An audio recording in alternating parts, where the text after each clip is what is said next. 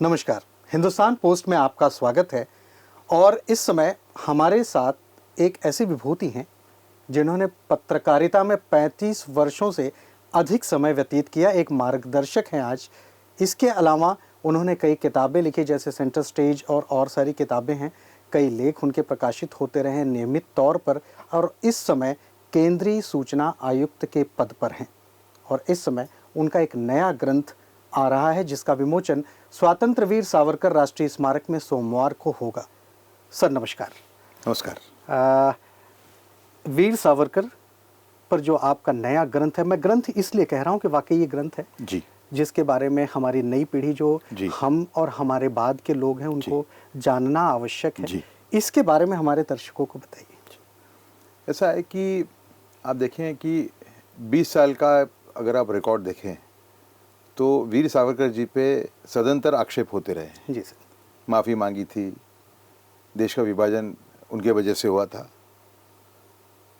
तो उसका जो डिफेंस आता था उनके सपोर्टर्स के तरफ से, उससे मैं थोड़ा व्यथित रहता था कि भाई हम जैसा हमें उनको डिफेंड करना चाहिए वैसा हम डिफेंड उनको नहीं कर पा रहे हैं। जब मैंने उनका सावरकर जी का अध्ययन मैंने शुरू किया था आज से करीबन 26 साल पहले। उसके पहले ज्ञान था मुझे, लेकिन अध्ययन मैंने एक विधिवत रूप से वो आज से 25 साल पहले किया था। तो 2015-16 के अंदर मुझे ये ख्याल आया कि वीर सावरकर जो हैं, उनकी जो राष्ट्रीय सुरक्षा की विजन है, वो उनका जो रोल है वो रोल क्रांतिकारी से भी ज़्यादा है। जी। एक है क्रांतिकारी वीर सावरकर, दूसरे हैं वीर सावरकर राष्ट्रीय सुरक्षा के, हम अब कहते हैं उनको पितामह। तो उनके जो प्रयास थे भारत के विभाजन को रोकने के, उनके जो प्रयास थे भारत को एक महान सत्ता बनाने के, तो ये पुस्तक हम इस पुस्तक के द्वारा देश को बताना चाहते हैं कि जो आक्षेप उन पे जो हुए वो कितने गलत हैं। दूसरा, उन्होंने जो प्रयास किया विभाजन को रोकने का, वो क्या था। तीसरा कि वो एक महान भविष्यवक्ता थे। भारत पे जो भी राष्ट्रीय सुरक्षा को लेकर जो आपत्तियां आई गए 70 साल में, उसकी भविष्यवाणी उन्होंने आज से 60 से 80 साल पहले कर दी थी। तो इसलिए हम कहते हैं कि वो भारत के राष्ट्रीय सुरक्षा के पितामह हैं। तो क्यों हैं, ये बात हमें भारत के सामने रखनी चाहिए। तो इस विचार से हमको ख्याल है कि ग्रंथ हमें लिखना चाहिए। तो Veer Savarkar, the man who could have prevented the partition, ये हमारी पुस्तक का शीर्षक है। इसमें 8 चैप्टर हैं। इसके बारे में थोड़ा सा हमारे दर्शकों को बताइएगा। देखिए, जो इंट्रोडक्शन है उसका हेडिंग भी बड़ा ही अनोखा हेडिंग है। जी। हमने कहा है dawn of the Savarkar era. जी। मतलब 370 हटाना, वो dawn of the Savarkar era है। राम मंदिर के द्वार खुलना, वो dawn of the Savarkar era है। मुस्लिम तुष्टिकरण की जो राजनीति चलती थी उसके अंदर एक बहुत बड़ी कटौती आना, वो एक dawn of the Savarkar era है। तो इंट्रोडक्शन का टाइटल भी बड़ा इंटरेस्टिंग है हमारा। फर्स्ट चैप्टर हमारा है डेडलॉक एट अलीगढ़। तो हमने इस पुस्तक के अंदर सावरकर जी का जो उल्लेख किया है वो तीसरे चैप्टर में किया है। पहले 2 चैप्टर तो हमने मुस्लिम पॉलिटिक्स, मुस्लिम तुष्टिकरण, अलीगढ़ मुस्लिम कॉलेज का क्या रोल था, एक सेपरेटिस्ट मानसिकता डेवलप करने में मुसलमानों के अंदर, उस पे हमने 2 चैप्टर डेडिकेट किए हैं। तो हमारा पहला चैप्टर है डेडलॉक एट अलीगढ़, और दूसरा है मुस्लिम Grevin in politics of Congress. तो पहले में हमने बताया कि सैयद अहमद खां जो थे अलीगढ़ कॉलेज के संस्थापक, असल में 2 नेशन की थियरी के जो लाए वो मुख्य व्यक्ति थे सैयद अहमद खान। उन्होंने 1988 में उन्होंने एक स्पीच दिया था मेरठ के मुसलमानों को। उसमें वो कहते हैं कि आज अगर अंग्रेज देश छोड़ के चले जाते हैं तो एक म्यान में 2 तलवार नहीं ले पाएंगे, या तो हिंदुओं को हराना है मुसलमानों को, या मुसलमानों को हिंदू को हराना पड़ेगा। एक म्यान में 2 तलवार नहीं ले पाएंगे। और साथ में कहते हैं कि जब ये लड़ाई होगी तो हमारे जो मुस्लिम जो बंधु हैं, पठान बंधु हैं, पेशावर के और काबुल से, वो हमारे पास आएंगे, वो हमको मदद करेंगे और हम यहाँ से बंगाल तक खून की नदियाँ बहा देंगे। और उन्होंने कांग्रेस में मुसलमानों को जोड़ने से बहुत रोकने का प्रयत्न किया, वो और उनके अनुयायियों ने। वो ऐसा मानते थे कि रिफॉर्म्स अगर आते हैं भारत में, है ना, तो मुस्लिम जो मुस्लिम मेजोरिटी जो है, मेजोरिटी मुस्लिम्स जो है वो शिक्षा से वंचित थे, शिक्षा से उन्होंने अपने आप को वंचित रखा था और वो एक बैकवर्ड थे। तो उनको ये लगता था कि अगर रिफॉर्म्स आए तो उसका लाभ हिंदुओं को मिलेगा।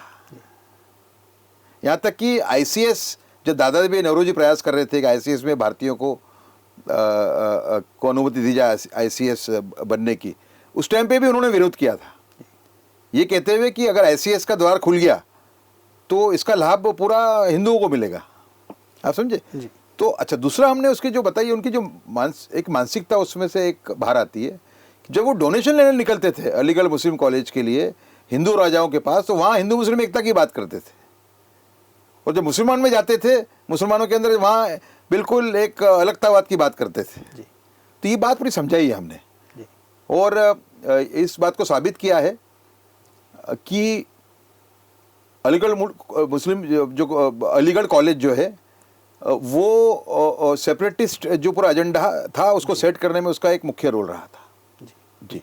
एक इसमें चैप्टर है सावरकर का हिंदुत्व, वो भी है, तो उसके बारे में थोड़ा सा बताइए। हाँ, देखिए, सावरकर का हिंदुत्व बहुत ही दिलचस्प चैप्टर है जी, और हर एक व्यक्ति को उसको पढ़ना चाहिए जी। हमने उसमें कहा है कि सावरकर का जो हिंदुत्व है वो है बिन शर्ती राष्ट्रवाद, अनएलॉयड नेशनलिज्म, जिसमें धार्मिक गौरव, जातीय गौरव, प्रादेशिक गौरव वो देश गौरव से कम है। राष्ट्र प्रथम उसका मेन, उसका जो थीम है वो राष्ट्र प्रथम है सावरकर के हिंदुत्व की।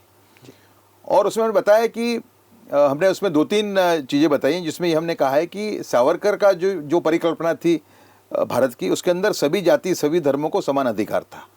उनका जो हिंदू मैनिफेस्टो हमने कोट किया उसमें हमने कहा है कि सावरकर ने कहा है कि सभी जाति सभी धर्मों को आज़ाद भारत में, स्वतंत्र भारत के अंदर उनको समान अधिकार होगा।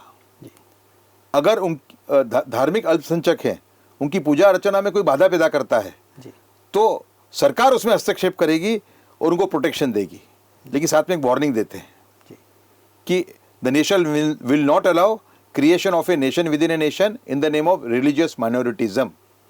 देश जो है अल्पसंख्यकवाद के नाम पे देश के अंदर दूसरा देश बनने की अनुमति नहीं देगा। और यही स्टोरी, यही जो पूरी कहानी है वो गए हमारे 70 साल की है। आप देखें कि 1947 में भारत का विभाजन हुआ, मुख्य कारण था मुस्लिम लीग का कम्युनल पॉलिटिक्स और कांग्रेस की मुस्लिम तुष्टीकरण की नीतियाँ, ये उसके मुख्य कारण थे, समझा।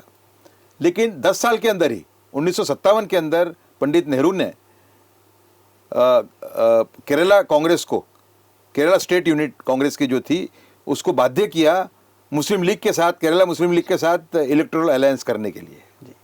मतलब जिस पार्टी ने भारत का विभाजन करवाया था उसके साथ ही 10 साल के अंदर एक इलेक्टोरल समझौता कांग्रेस ने किया। तो अच्छा, दूसरा हमने इसमें बताया कि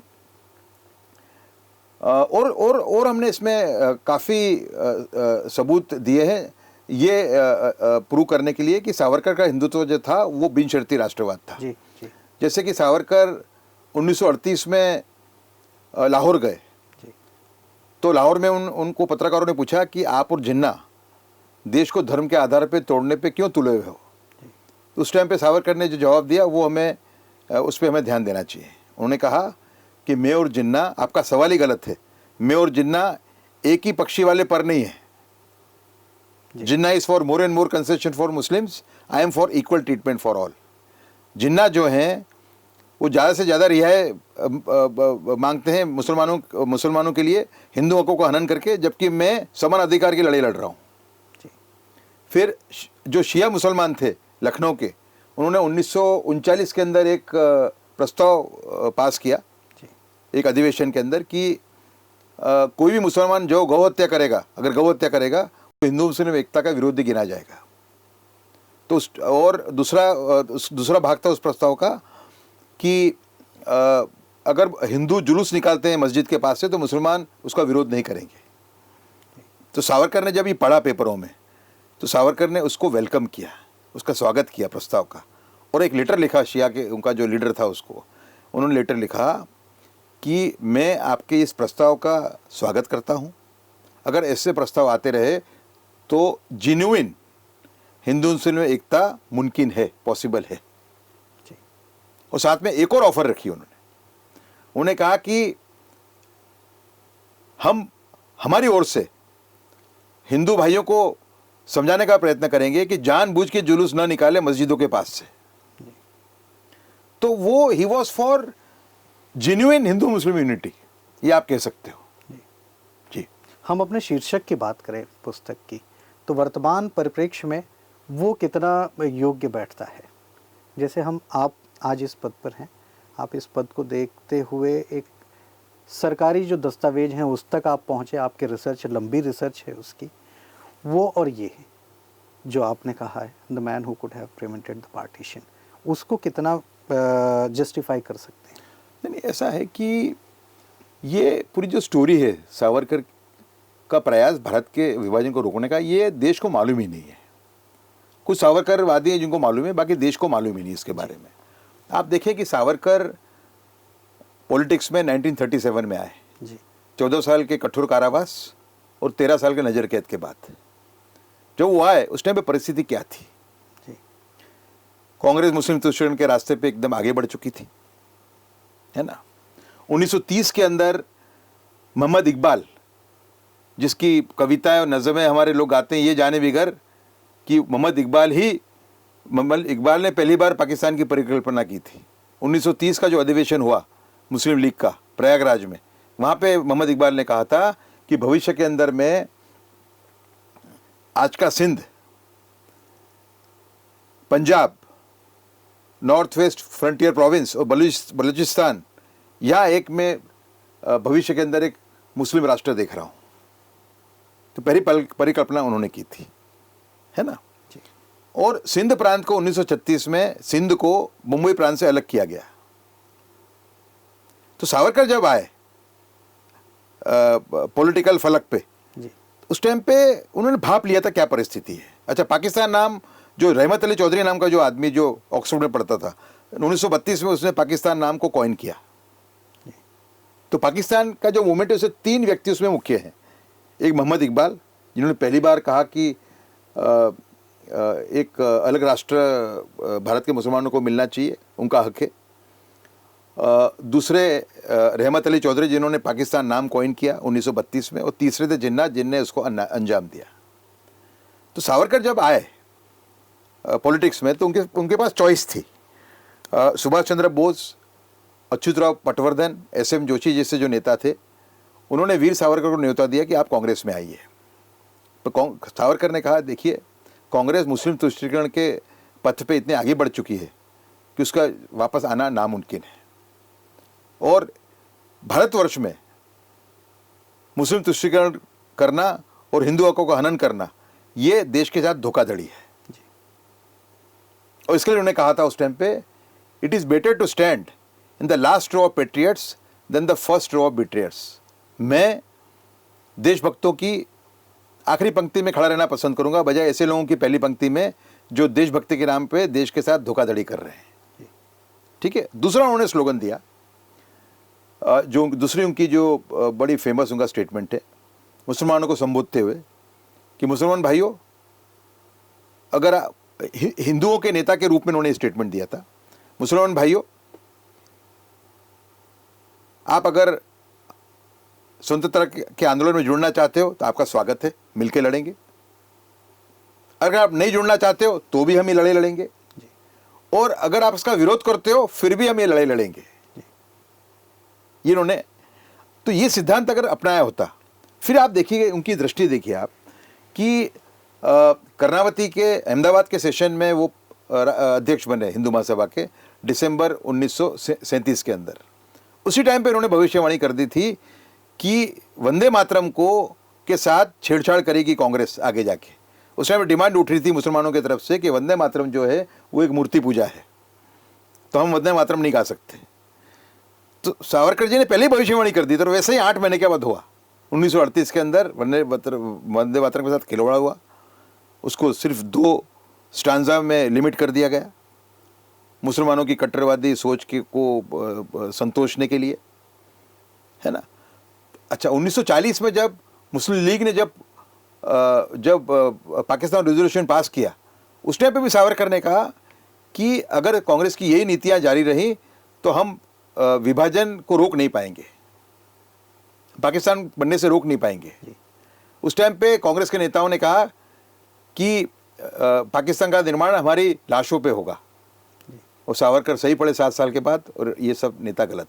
दूसरा, उन्हें जो प्रयास किए 1937 से लेके 1943 तक वो अध्यक्ष रहे हिंदू महासभा के, उन्हें ज़बरदस्त प्रयास किए, पूरे देश को उन्होंने आगाह किया। आखिर उन्होंने बाद में भी 1944 के अंदर भी अखंड हिंदुस्तान कॉन्फ्रेंस बुलाई उन्होंने, जिसमें देश के बड़े बड़े बुद्धिजीवी, राधा कुमुद मुखर्जी, बड़े इतिहासकार, श्रीनिवास शास्त्री, ऐसे बड़े बड़े लोग उन्होंने भाग लिया उसमें और सावरकर का साथ दिया। तो सावरकर ने जबरदस्त प्रयास किए भारत के विभाजन को रोकने के लिए, देश को आगाह किया, कांग्रेस को आगाह किया, और बहुत बड़ा बलिदान दिया, क्योंकि उस टाइम पे 1937 के अंदर कांग्रेस में जाना एक फैशन था।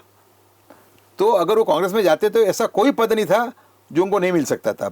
सावरकर जी के जो बायोग्राफर हैं, कीर, जो कि पहले बायोग्राफर हैं, वो लिखते हैं कि ऐसा कोई पद नहीं था जिसमें सावरकर न पहुंच पाते अगर एक बार कांग्रेस में एंटर हो जाते तो, ऐसी आभा थी उनकी जी। लेकिन उन्होंने राणा प्रताप का रास्ता चुना, क्योंकि उनको यह था कि भारतवर्ष के अंदर हिंदू हकों को हनन नहीं होना चाहिए। तो ये सब बातें देश को मालूम नहीं है, इसको हमने लाने का प्रयास किया है। दूसरा, इस किताब के अंदर एक जो बड़ी चीज मैं शेयर करना चाहूंगा कि जो आक्षेप है उनके सामने, वो सभी आक्षेप का जवाब दिया हमने, और काफी तथ्यों के आधार पर दिया है। जैसे कि माफी वीरों को कहा जाता है कि उन्होंने माफी पत्र लिखे, तो हमने शिवाजी का एग्जाम्पल दिया है, छत्रपति शिवाजी का। हमने कहा है कि छत्रपति शिवाजी जो हैं, जब उनका स्वर्गवास हुआ उस टाइम पे उनके राज्य की जो लंबाई थी वो 1600 किलोमीटर की थी, मतलब ही वॉज एन एम्परर। बहुत कम लोग जानते हैं कि शिवाजी ने जब दुनिया छोड़ी उस टाइम पे वो सम्राट बन चुके थे। 1600 किलोमीटर की लंबाई बहुत बड़ी लंबाई है। आज काबुल और दिल्ली के जो अंतर है वो 1300 किलोमीटर है।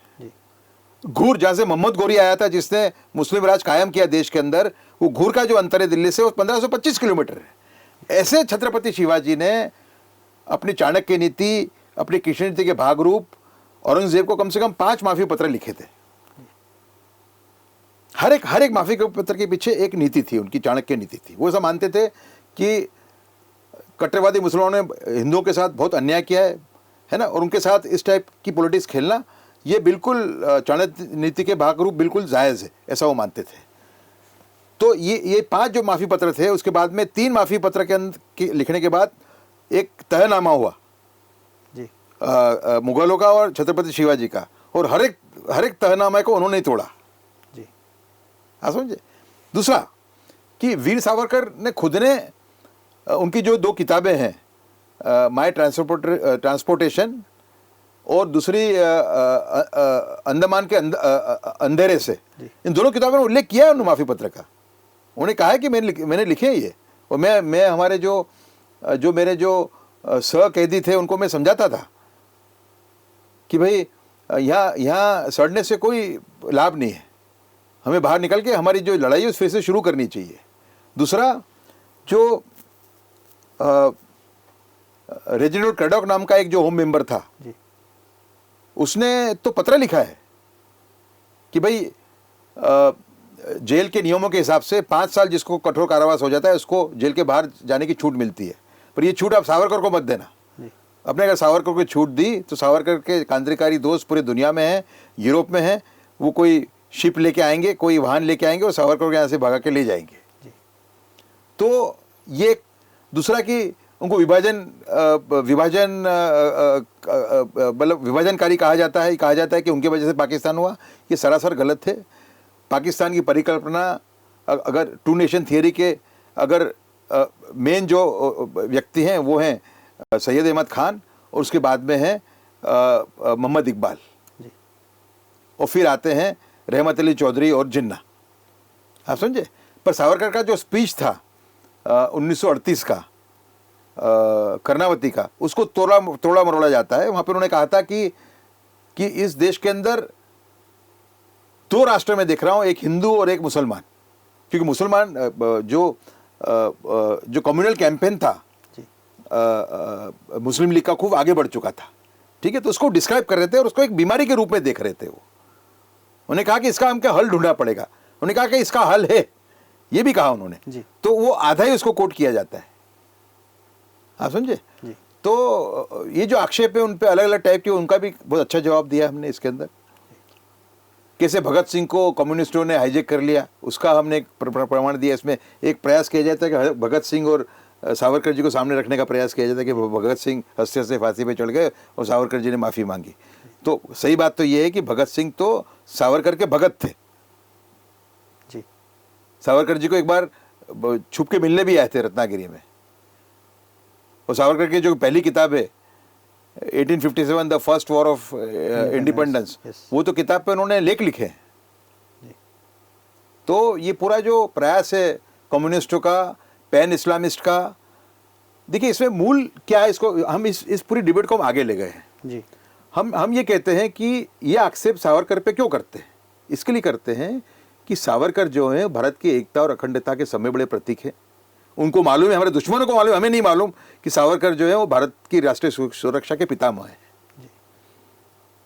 और जो लोग विभाजित भारत पे निपटते हैं, जिनका पोषण विभाजित भारत से है, उनके लिए सावरकर सबसे बड़ा खतरा है। उनको ये डर लगता है कि कल सावरकर अगर छा गए युवा पीढ़ी के अंदर तो फिर उनकी दुकान बंद हो जाएगी। दूसरा कि मैं आपको मेरा खुद का अनुभव बता रहा हूँ कि एक बार मैंने एक लेख लिखा था आज से 6 साल पहले सावरकर के हिंदुत्व आइडियोलॉजी को समझाते हुए। तो ये सब बातें जो मैंने बयान की भी वो लिखी थी उसमें मैंने। तो एक मुसलमान दोस्त का मुझे फ़ोन आया, उन्होंने कहा कि भाई हमको तो ये मालूम ही नहीं है। तो मेरा आर्गुमेंट ये है कि जो मुसलमान राष्ट्रीय धारा पर रहना चाहते हैं, अगर उन तक ये बात पहुंचती है तो वो भी सावरकर का विरोध बंद कर देंगे जी। तो इनको भ्रमित करना है, क्योंकि इनको ये डर लगता है कि अगर सावरकर की आइडियोलॉजी पूरे देश में फैल गई तो ये एक राष्ट्र बन जाएगा और हमारे जो मंसूबे हैं देश को विभाजित रखने के और अपनी दुकान चलाने के, वो बंद हो जाएंगे जी। तो जो क्रांतिकारी थे उस काल के स्वतंत्रवीर सावरकर, तो उनमें अग्रसर थे ही। चाहे आपने कहा कि भगत सिंह उनसे मिलने आए थे, नेताजी खुद मिलने आए थे, सारी भेंटें हुई थी। इन सारी चीज़ों को देखते हुए उस परिप्रेक्ष्य में क्या लगता है कि ये षड्यंत्र जो था स्वतंत्रवीर सावरकर या क्रांतिकारियों के साथ, ये अब भी जारी है या धीरे धीरे जैसे ये ग्रंथ आ रहे हैं और चीज़ें आ रही हैं उससे वो कम हो रहा है? ये षड्यंत्र ऐसा था कि एक देश की एक फैमिली के हाथ में बागडोर चली गई, देश की जी जी देश की बागडोर एक परिवार के हाथ में चली गई। तो उस परिवार ने अपने गुणगान गाए, नेचुरली उनका जो तरीका था वो उभर के आ गया और जो दूसरे लोगों का जो योगदान था, बलिदान था, वो कम हो गया। लेकिन समय बड़ा नुकसान जो हुआ इसके वजह से, ये जो पूरा काल था उसके वजह से, वो कि जो राष्ट्र की दृष्टि है राष्ट्रीय सुरक्षा की, वो एक तरीके से क्षीण हो गई है जी जी। समझे आप जी। एक तरीके से इन लोगों ने 70 साल में एक एनएसएस दे दिया है, खास करके हिंदुओं को जी। तो कहाँ दुखता है उनको मालूम ही नहीं पड़ता कहाँ दुख रहा है। तो ये किताब जो है वो एनएसएस बाहर निकालने की किताब है। वो अगर एनएसएस बाहर निकलता है तो अपने आप लोगों को मालूम पड़ेगा कि देश पे क्या खतरा है, उनको क्या करना चाहिए, उनका क्या रोल है, उनको कैसे वोटिंग करना चाहिए जी। सर, अंत में चलते चलते इस पुस्तक को जब आप 8वें चैप्टर पर आते हैं तो इसका समअप कैसे होता है? ऐसा है कि लास्ट चैप्टर बड़ा इंटरेस्टिंग है हमारा, सावरकरिज्म अ विजन रीशेप्स इंडिया। इसमें हमने सावरकर जी के विजन को इंटरप्रेट किया, री इंटरप्रेट किया जी। जैसे हमने कहा है कि हमारी जो कैसे क्षीण हो चुकी है हमारी एक राष्ट्रभक्ति के अंदर एक कहीं एक धब्बा है कि जिस व्यक्ति की वजह से भारत का विभाजन हुआ, मोहम्मद इकबाल, उसकी हम नज़में गाते हैं, उसकी कविताएं गाते हैं, हमें मालूम ही नहीं है कि विभाजन के अंदर उसका मेन रोल था। सिर्फ सारे जहाँ से अच्छा जब लिखा था उसने, उस व्यक्ति ने, जब वो एक राष्ट्रवादी था, उसके कुछ सालों के अंदर वो आदमी कट्टरवादी बन गया, मालूम ही नहीं लोगों को। दूसरा हमने एक एग्जांपल दिया है, एक मोहम्मद बेगड़ा नाम का एक गुजरात का सुल्तान हो गया है, गुजरात में हीरो माना जाता है। वो एकमात्र ऐसा मुस्लिम शासक है जितने सोमनाथ और द्वारका दोनों का खंडित किया था। उसका हम दाखला देते हैं कि उसका था महमूद शाह नाम था उसका, उसको गजनवी से कंपेयर किया गया है, मोहम्मद गजनवी से।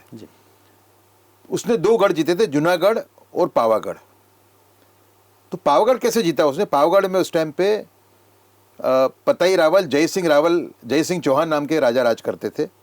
ये अपने जो रणथंभौर के जो हमीरदेव चौहान थे उनके वंशज थे, और हमारे जो कांग्रेस के नेता हैं दिग्विजय सिंह जी के, उनके भी पूर्वज थे। तो इसने धावा बोला पावागढ़ के ऊपर। पावागढ़ एक किला था, एक बड़े एक पहाड़ के ऊपर, और मोहम्मद बेगड़ा को 20 महीने तक उसको घेरा डालना पड़ा, वो जीत नहीं पाया। 20 महीने के बाद में अंदर से कोई ने दगा किया, एक जगह मिली अंदर घुसने के लिए उनको, उस दगे की वजह से वो अंदर घुसी मुस्लिम सेना। हिंदू औरतों ने जौहर किया, है ना, लेकिन दुर्भाग्यपूर्ण रूप से जय सिंह चौहान पकड़े गए, जीवित पकड़े गए। तो सुल्तान ने कहा उनसे कि आप इस्लाम कबूल करिए। तो जय सिंह रावल ने यह कहा कि मेरे पूर्वजों का धर्म मैं नहीं तोड़ूंगा, मैं उनका अपमान नहीं करूंगा दूसरा धर्म अपना के, आप चाहे तो मेरा सिर काट दे। सुल्तान को ये लालच थी कि अगर मुसलमान बन जाता है तो पूरी प्रजा मुसलमान बन जाएगी, उसके लिए ज़्यादा मेहनत नहीं करनी पड़ेगी उनको। तो उन्होंने जय सिंह को 6 महीने दिए कि मैं आपको 6 महीने देता हूँ, आप सोचिए और इस्लाम धर्म अंगीकार करिए। 6 महीने के बाद जब वापस उनको लाया गया तो उन्होंने वही उत्तर दिया कि मैं पूर्वजों को धर्म नहीं तोड़ सकता, और उनका सिर कलम कर दिया गया। मेरा प्रश्न ये है कि गुजरात का जो नाथ है या हीरो है वो मोहम्मद बेगड़ा होना चाहिए या जय सिंह चौहान होना चाहिए? दूसरा, हमने एक और इसमें एक और तरीके से हमने इसको विजन को रीइंटरप्रेट किया है।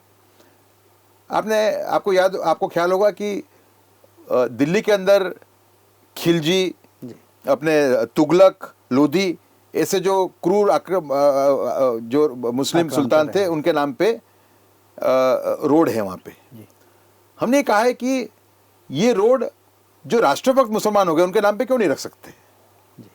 जैसे कि हवलदार हमीद है, ब्रिगेडियर महावीर चक्र हैं, मोहम्मद उस्मान है ना, ऐसे जो आर्मी में जो शहीद हो गए, भारत की आर्मी में पाकिस्तान से लड़ते लड़ते, तो ऐसे लोगों के नाम पे क्यों नहीं रख सकते हम?